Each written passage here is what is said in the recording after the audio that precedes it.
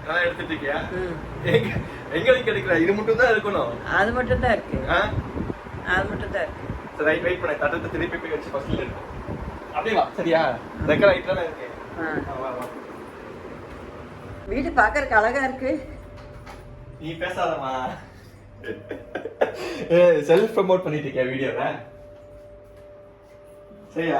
இப்போ நான் இருக்கிறது இது சேர்த்து எடுக்கணும். கையை ஏமா மறைக்கிற? தெரியுதா?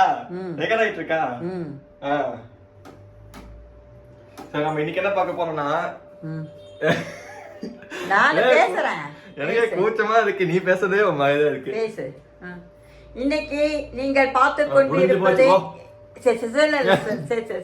கட் பண்ணிக்கோ. தலை அப்படியே போலாம், நடக்குது அப்படியே.